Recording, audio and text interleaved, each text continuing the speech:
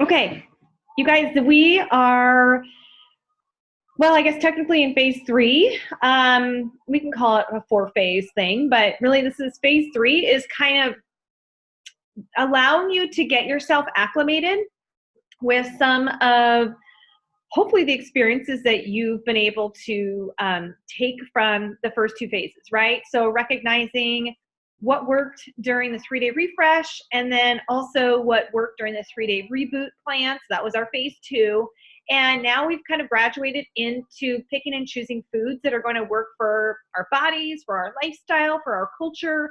And so I just kind of wanted to talk a little bit about that, because here's what tends to happen. You know, a lot of people want a plan, like they want a meal plan to follow, like, Taryn, just tell me exactly what to do and I will do it, right? And I work a little bit differently than that, only because my goal for you guys is to have long-term sustainable results, right? And I have clients that can attest to that, because they were given the very tools to be able to succeed during the holidays, work functions, when they travel for work, family vacations. I mean, like, everything that comes into play, even when something completely unexpected comes up, or, you know, heaven forbid, a, you know, dramatic event in your life, you know, just because you have the tools. And we now know that food does not have to be our coping mechanism. We are breaking the chemical dependency on maybe excess sugars and carbs and too much coffee, and that crutch that food tends to bring when we get down on life, or, you know, something goes wrong at our work or at home, or just the sky's gray. I don't care. You know, like, there's always something. So the first 2 phases, we know we're a little bit more structured. And then we kind of go into the second or the third phase, picking foods that are going to help serve you, because you've been able to collect those in the first 2 phases of what worked well. So now we're kind of testing other foods, and maybe even working out and seeing what's responding and what's not. And some people start to lose steam, and I don't want that for any of you guys. And so I highly encourage you guys, if you start feeling that way, tap into the group, message me, say, Taryn, I just am losing steam here. I don't know what to do. I feel like I'm all over the place, because I don't want you to do that.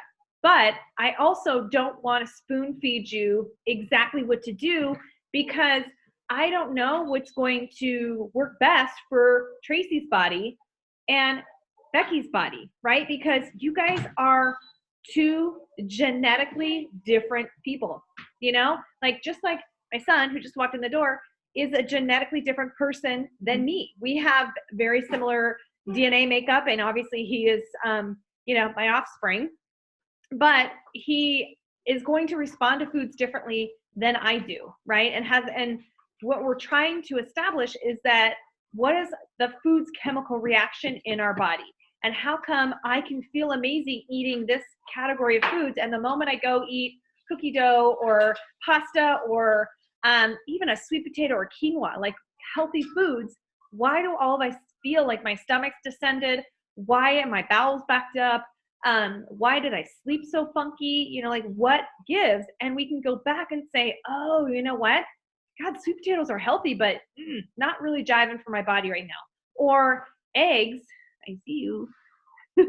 Or eggs, they're a great source of protein, but maybe they've kind of been the culprit for, you know, however long you've been consuming them, right? Or maybe they're actually amazing for you, or maybe, which, you know, I can make you crazy, but maybe the way that they're made can also be a factor as well. You know, same with vegetables. Some people find that vegetables are a little bit easier on their GI when they're steamed versus roasted. Why? I don't know. Some people like them roasted more than steamed. It's just, again, it all depends. And I don't want to overcomplicate that, because this challenge, obviously, we know, is to be accountable for the holidays. But my whole goal in any time I work with a client is I want to make sure that I give you guys education, you know, like stuff that I've learned that's stuck with me, and that I've applied to my clients that I've worked with a little bit more on a one-on-one basis. I want to try and give you that surface piece, so you can go, oh, I get it. And maybe be a little bit more of an investigator for yourself, because you care about how you feel. You're enjoying the fact that you maybe experienced a couple pounds down. Maybe your pants go on a little bit tighter, or not tighter, that's not the goal. go on a little bit easier, right? Your butt's lifted, you slept great, you just have this renewed sense of energy, right? So why? And how can we hang on to that and keep going forward so we don't end this challenge, whether you do this again, you know, in April or whatever, right? February or July or whatever time of the year it is, that you don't ever lose sight of how this feels, because I don't ever want anyone to go backwards. My goal is not to teach you how to, you know, drop a pant size or get into your favorite party dress or, you know, lose a couple pounds only to gain it all back, or just, you know, go back to old habits, right? So we're trying to rewire the brain with the chemistry from the food we're consuming. And that's kind of a really beautiful thing, because it's amazing how powerful food can be and how we can go down this kind of rabbit hole with it if we don't kind of, you know, figure it out for ourselves, right? Because again, I could eat something that is incredibly healthy, right? Or not. Let's say, you know, I wanted to go have a hot dog. I don't really eat hot dogs, but let's say that I did, right? And maybe the next day my stomach was completely bloated, distended, uncomfortable, or maybe, you know, the flip side of that, maybe I felt great, and maybe the scale showed that there was like half an ounce that was lost because I ate a hot dog, you know, and that's the only thing that I changed. So I really want to encourage you guys going into this phase is that you've written down foods that you know are working for you, and that you start to kind of infuse other foods and test them, right? And if you haven't, go check out the Metabolism Plan or the Plan, which is the beginning book of Lynn Jeanette Rosita's.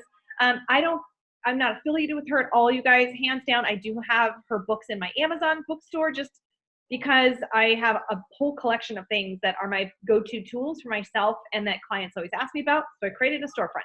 But I think her book is so fascinating, and it's not rocket science. It's not proprietary information. It is all about learning the foods that your body is wired to consume for the best results, to keep your metabolism boosted, to keep your thyroid functioning properly, your energy going, your sleep, your waistline comfortable, your GI movement, like everything to be in good functioning order, all can be like based around the food that we consume and the chemical reaction it has in our body.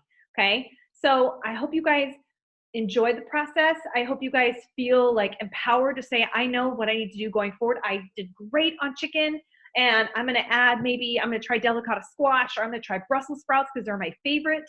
But just, you know, pick and choose foods either from that low reactive to high reactive food list I provided. Tracy, I know you asked about 21-day fix and how to kind of portion out the containers. I mean, any which way that you have a food list that maybe has been something that's been a staple, like work from that. There's no right or wrong answer. There's no right or wrong meal plan that's going to be put together until your body tells you otherwise. Okay. So this last phase, I'm going to really be talking about weight fluctuations, what to do when you kind of stall. I'm going to talk about water intake and maybe how you can manipulate a little bit of your water consumption. Especially if you are like a person that tends to pound your water at 7 o'clock at night because you've missed 30 ounces, you know, like maybe starting to think about how to reverse engineer that game plan so you're not waterlogging yourself at 7 o'clock at night, then having to get up a couple times in the middle of the night to go to the bathroom, you know. But also in the evening when your body's kind of starting to shut down, we go into this recovery mode. And if we're just like flooding our body with water, which, you know, water's not like it's a greasy food or by any stretch, but your body's going to retain that as your body starts to wind down. So just little things that I'm going to share with you throughout these last few days together. Well, not few days. I mean, we still got about 2 weeks. Hey, Vin. My dog has to get let out, of course. So you know what? You're going to come walking with me. Make you guys dizzy. Sorry about that. So I'm just going to be reinforcing really a lot of information that I shared here and what's in the group, but I just really want to encourage you guys to lean in when you start to feel that willpower start to fade. I mean, I know we're December 9th. I don't know if you guys are feeling the same, but I'm feeling the squeeze from the holidays. I feel like the stress is already kind of setting in, the fact that I got holiday parties here and activities still with the kids here, and then they're out of school for 2 weeks, and it's like, you know, but we cannot let that get in the way of what we want our goals to be, even after this is over. I mean, we're going up until December 23rd. So what happens after that? Christmas Eve, Christmas. You know, if you're celebrating Hanukkah, you've got a couple days of events that, you know, are part of your culture, and you need to learn how to work those in to what you want your ultimate lifestyle to be, and how you're going to treat yourself when you wake up in the morning. If you go, God, I went up a pound, what the heck? You know, and know that you've got the tools to unwind that really, really quickly, right? And then, you know, then you have New Year's, and do you have a big function for New Year's? You know, and what are you going to do before that and leading up to it? And how are you going to go to that party? And what do you want it to be about? What do you want to experience from it?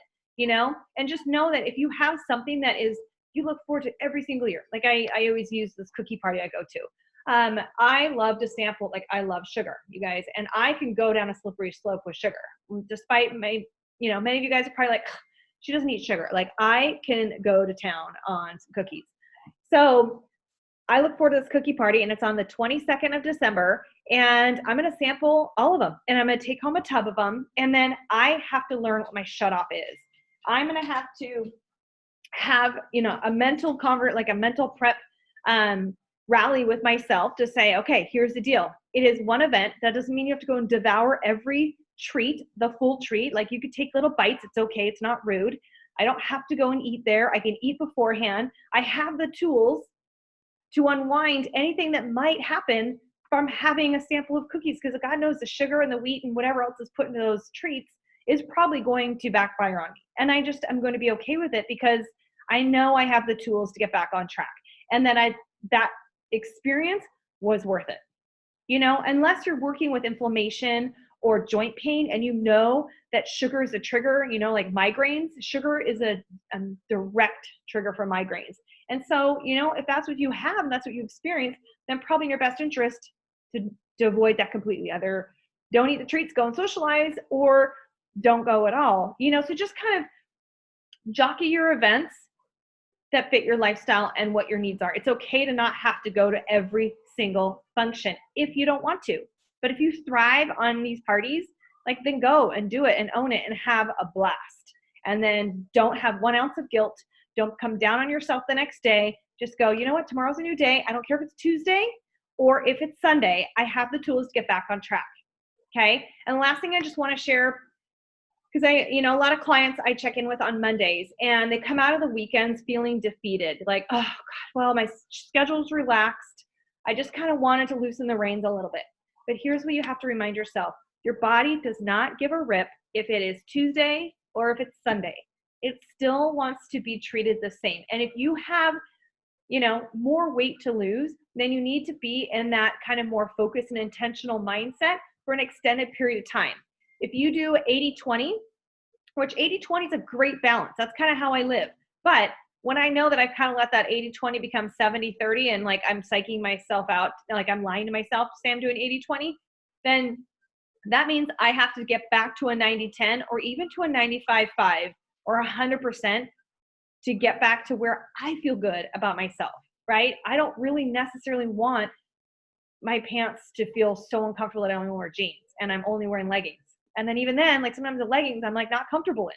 And that happens, And so I know that it's going to take me a good 2 weeks to be completely dialed in to get back to that, right? And I just, I have to know that that's just the way it is. So you have to remember that the weekends matter too. And so trying to keep on schedule if you can, sleep in an extra hour or whatever, but still don't forget to eat your meals. Don't skip meals because you're going to go out to dinner and have a big meal. Like still eat your meals, skip your snack or something, get your water in, but just really reverse engineer whatever those weekend plans are.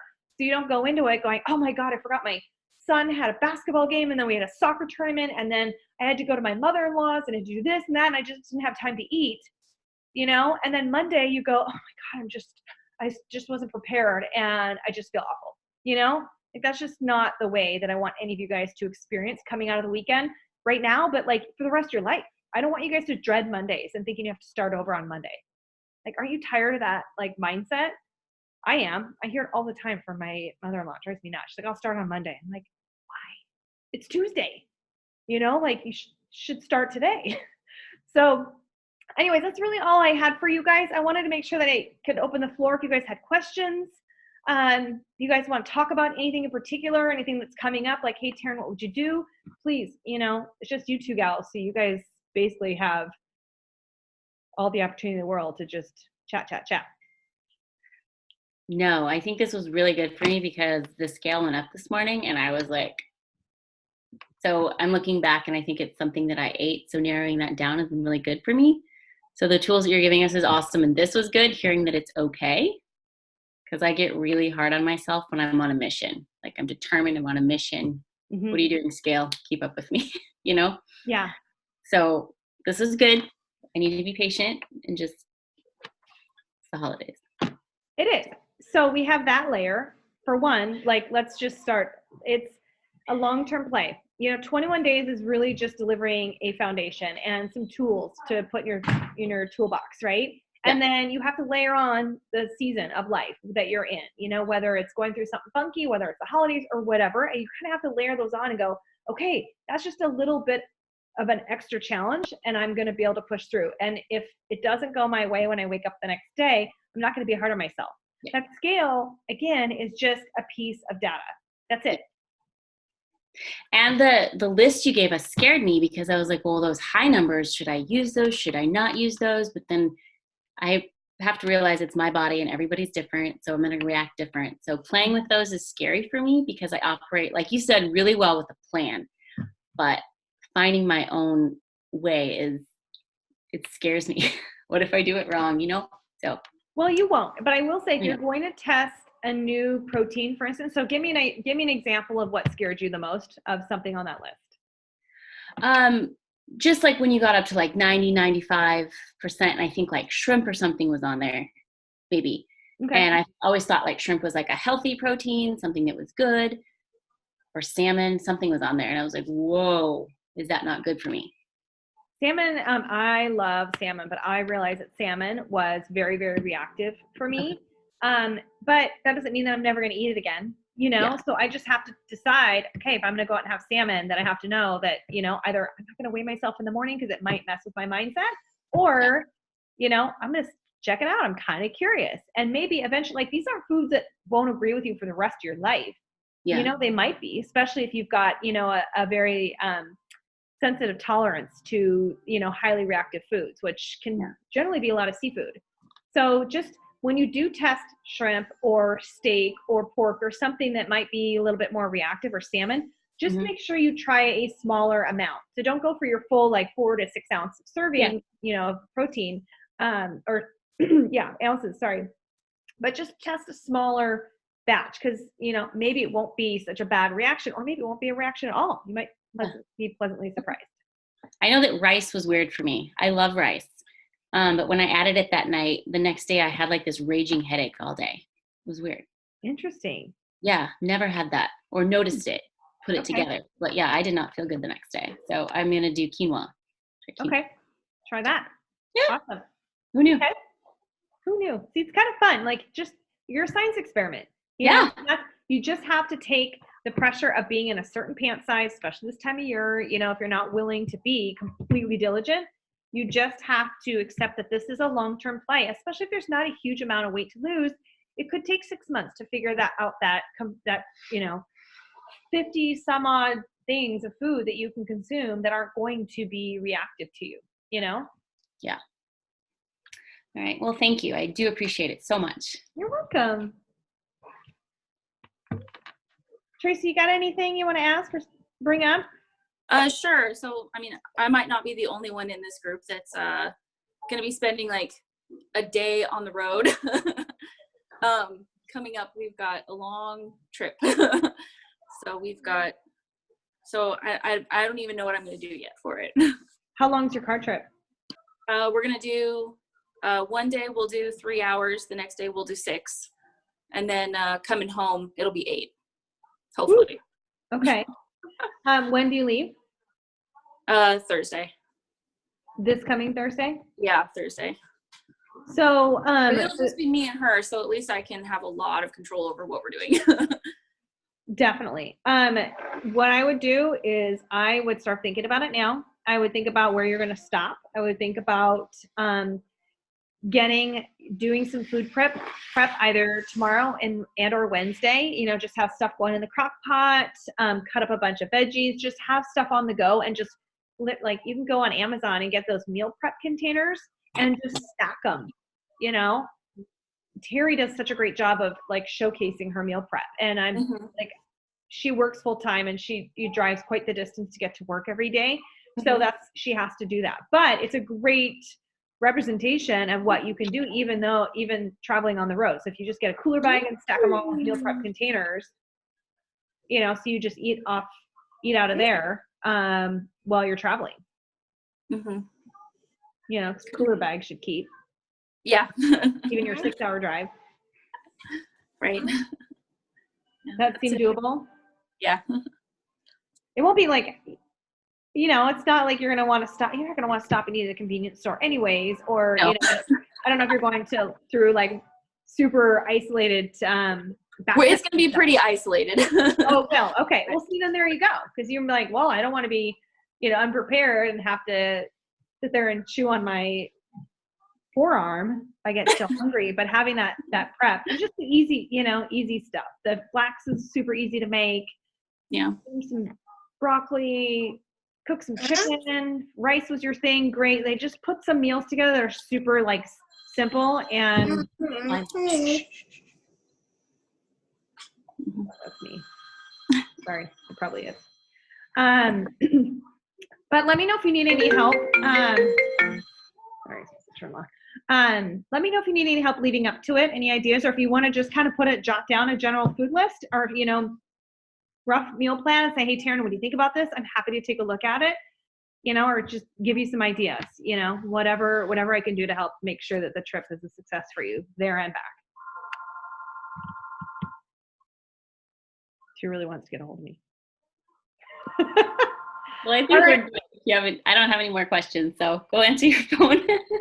Are you good, Tracy? Okay, perfect. Well, ladies, thank you. I will send the recording out if you guys want to re-listen to it, but also for those that weren't able to catch the call. So I'm glad you guys were on. Thank you for sharing, and thank you guys for just being a part of this. It really does mean a lot to me. Thank you. You're welcome. I'll see you guys later. Bye.